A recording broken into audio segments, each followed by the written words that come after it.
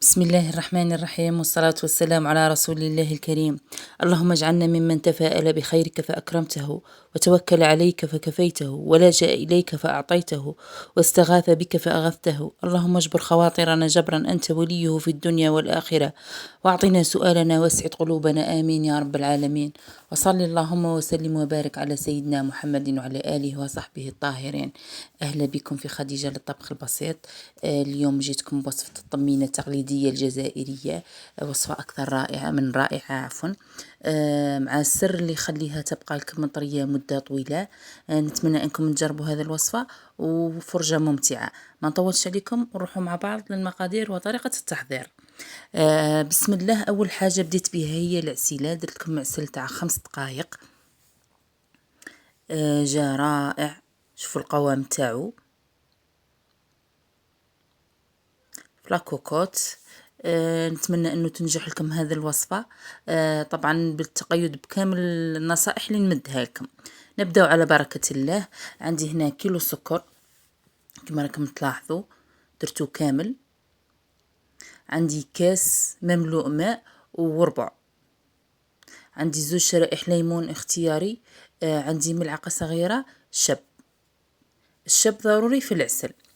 إلا كان ما عندكش الشب تقدر تضيفي القرص، بصح نرجح يكون عندك الشب وما عندكش القرص أفضل من الليمون. نديرهم فوق النار على نار قاوية كما راكم تلاحظوا. هذا الكانون الكبير درت فيه، خليت النار كما راكم تشوفوا قاوية حتى تبدا تصفر لاكوكوت نتاعي.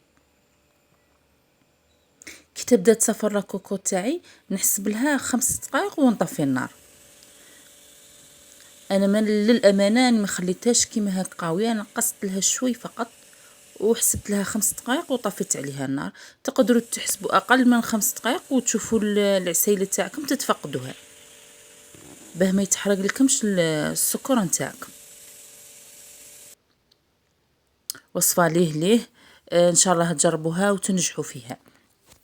الان نفتح معكم الكوكوت بعد ما فاتوا 5 دقائق.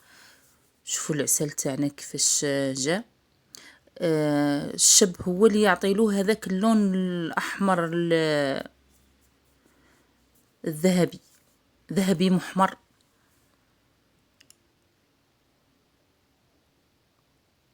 شوفوا العسل تاعنا هو جد جا رائع وفي ساع طاب. بصح لازم تكونوا حذرين في لاكوكوت، الا زدتوا في الوقت راه يحرق لكم السكر، لازم تنقصوا الوقت ما تزيدوش. شوفوا القوام تاعو، طبعا هنا راه ساخن، راه كي يبرد يزيد يتماسك العسيله تاعنا. انا طبعا هنا ما نضيف له والو، نخليه حتى يبرد ونضيف له 4 ملاعق ماء زهر وملعقه صغيره فانيلا.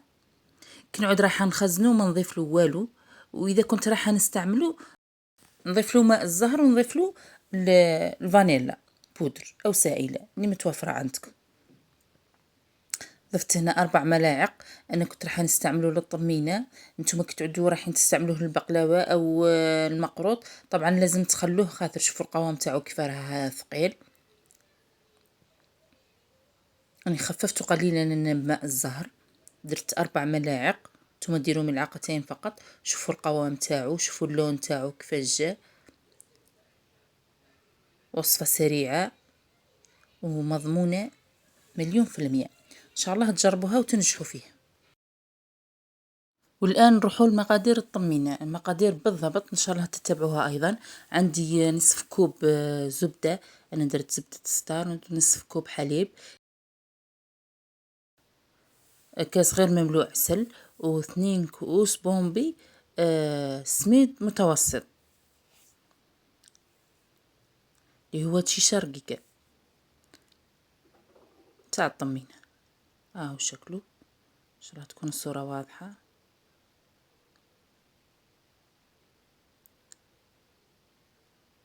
درت المتوسط، كاين السميد وسميد المتوسط وسميد القليظ، درت المتوسط. والآن نجيب مقلاة تكون ثقيلة أو تقدروا تحمصوا في الفرن، نحمص فيها الشيشة نتاعي. كي تكون كمية صغيرة نديرها في المقلاة. إذا كانت عندكم كمية كبيرة تخدموا طلبية تاع نفاس أو تخدموا في الطمينة للنفاس، ديروها في الفرن افضل وافضل. تبقاو تحركوا فيها كل مره تجبدوها وتحركوها باه ما تحرق لكمش الجوانب تاع هنا راني دايره النار على نار متوسطه وراني نحمص في السميد نتاعي. طبعا مواصله التحريك باه يطيب بنسبه متساويه، ما تجينيش حبه طايبه وحبه مش طايبه، يتحمر كامل مع بعضه، ياخذ لون ذهبي فاتح. لازم ما تكثرولهاش القلي التيشان نتاعكم باه يجيكم لون الطمينه مليح. لازم تحركوه مليح مليح. هي بدات تتحمص معايا.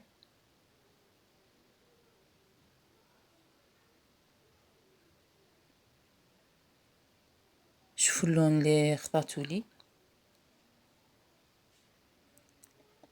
لون ذهبي محمر.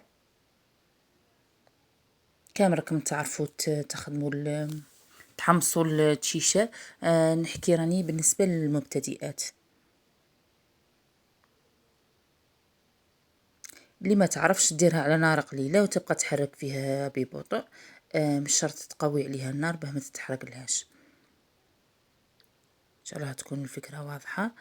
طبعا بعد ما تتحمص لي التشيشه نتاعي ما نخليهاش في المقله باه ما تزيدش تتحمر، لان المقله ديالي يبقى شاد السخانه. نفرغها في ان ريسيبيون ونخليها تبرد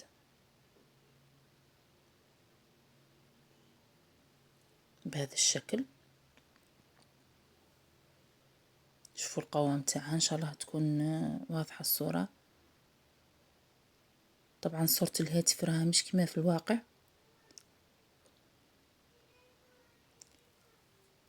والآن نجيب كسرونة نفرق فيها الزبدة تاعي.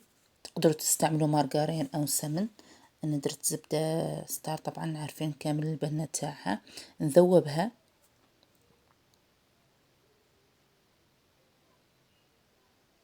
هي من المفروض في المقادير ديروا كوب كامل زبدة، أنا ما حبيتش ندير كوب كامل باه ما تجيش تقهم. درت نصف كوب واستبدلت النصف الثاني بقليل من الحليب.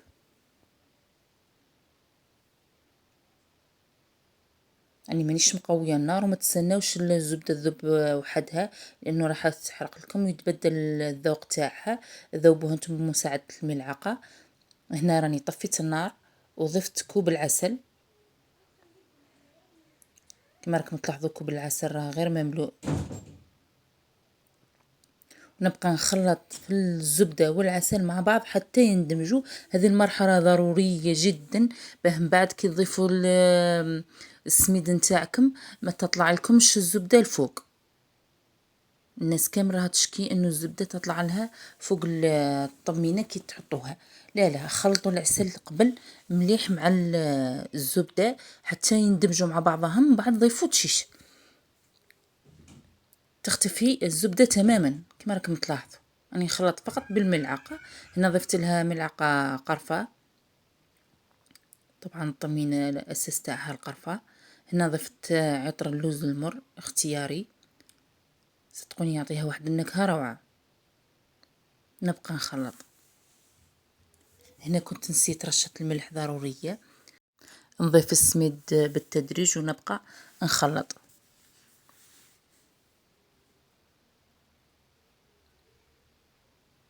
لازم تبقاو تخلطوا فيه مليح باه يتشرب لي كامل هذيك العسيلة. هاد بالكم راها جارية بصح راها من بعد تشرب. السميد هذاك راه كامل يتنفخ بالعسل ويشربه. راني مسرعة الفيديو، راني نخلط يا البنات بقاو خلطوا فيها. نضيف هنا الحليب.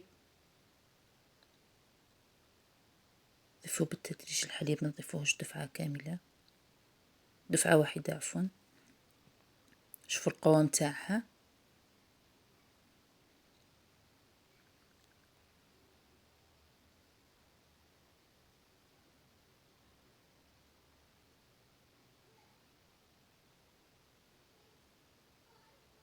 يعني ضفت رشة الملح اللي كنت نسيتها.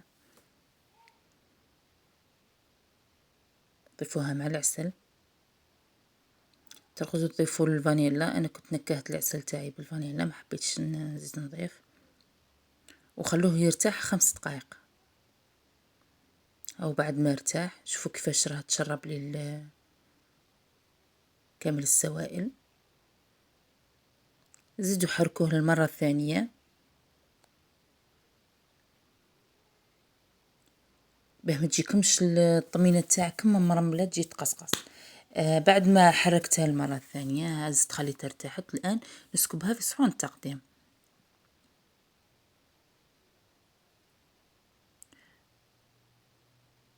أنا كنت فقط درتها للأولاد الشهاوة عليها. كنت نشارك معكم الفيديو، علاه لا. مناسباتكم وأفراحكم للنفاس وصفة روعة يا البنات. هذه الطريقة البسيطة في الحقيقة أنا ما نستعملش هذه الطريقة لأني ما نحبهاش حلوة بزاف. ما نديرهاش بالعسل انايا. ان شاء الله نشارك معكم الوصفة الثانية اللي هي خليها لكم سوربريز.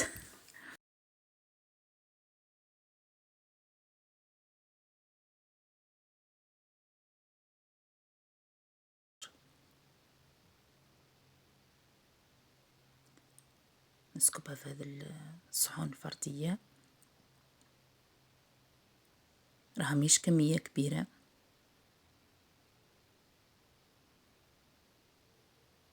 شوكفة راها طرية وتعطي لكم الطعم انتم تسووا فيها، تزينوها بسهولة، يجي السطح تاعها أملس.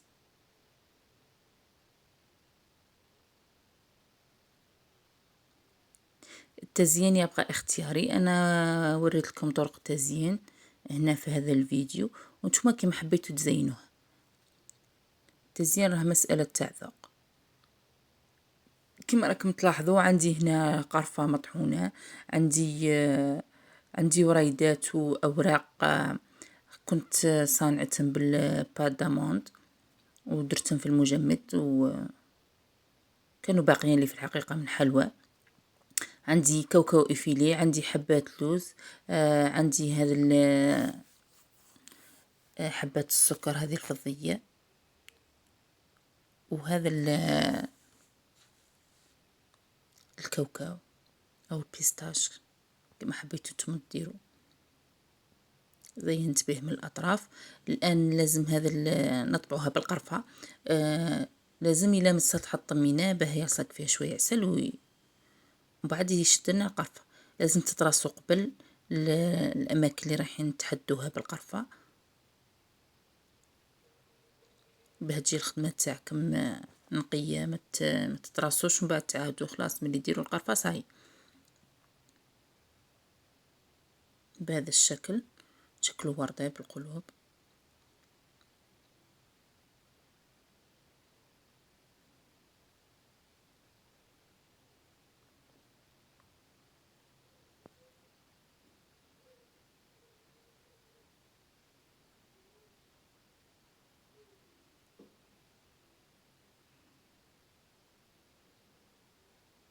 حاولوا انكم توضعوا القلب في نفس المكان باه ما تجيكمش،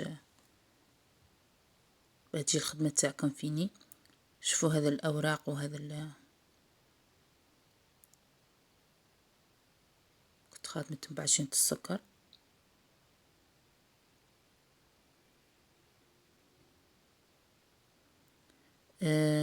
صورة الهاتف راها مخالفة تماما للواقع، مش كما العين المجردة.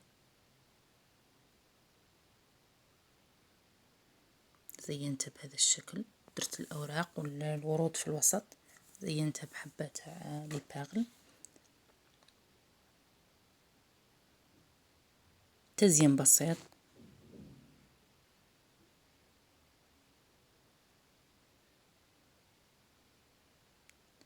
ضفت لها حبة اللوز هذا.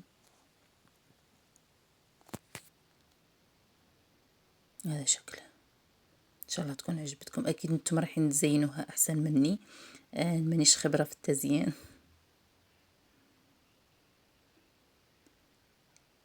المهم يكون التزيين بسيط، ما تكثروا لهاش التفاصيل باه ما تفقدش القيمة نتاعها او المنظر تاعها. الجمال في البساطة. وهذا الصحن كنت زينته بحبات كرز، قسمتهم على 2 وضفت لهم الكاوكاو إفيلي وشكلتهم الشكل اللي وريدات. كما راكم تلاحظوا درت السيقان بالقرفة، تحبوا ديروا بيستاش في بلاصة القرفة كما حبيتوا. انا نعطيكم هذه الافكار وانتم تقدروا تتوسعوا فيهم او ديروا اشياء اخرى. المهم نكمل بهذه الطريقة نتحصل شكل الورود. من الاحسن نتوما ما ديروا لهاش القرفة من الاطراف، ما عجبتنيش من الاخير ما قدرتش نحها. وهذا الصحن كنت زينته بوريدات من اللوز والكاوكاو إفيلي. تقدروا أيضا تستعملوا لوز إفيلي يكون أفضل بهذا الشكل. أني وريت لكم التزيين بالتفصيل الممل بالنسبة للمبتدئات. إن شاء الله تنجحوا في وصفة الطمينة، هي الأساس، والتزيين حسب الذوق. تقدروا فقط تزينوها بالقرفة كما كنا نزينوها بكري بالقرفة فقط. اللي عندها المكسرات تقدر تستعمل مكسرات.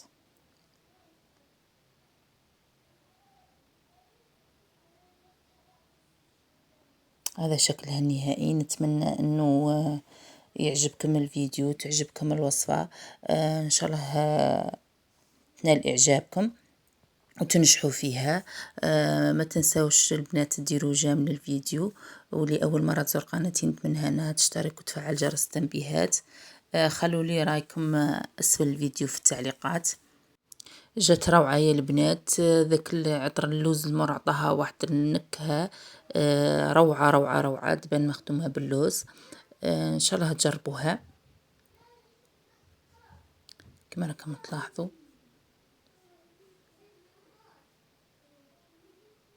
اتمنى انكم تبارطاجوا الفيديو مع صحاباتكم وحباباتكم. الان نقسم نوريها لكم من الداخل كيفاش جايه معلكه، جايه طريه. شوفوا القوام تاعها، جت ما شاء الله ماهيش تقصقص. ضفنا لها الحليب. جينا نهاية الفيديو، نقولكم خليتكم في رعاية الرحمن مع وصفة جديدة أو فيديو جديد بإذن الله.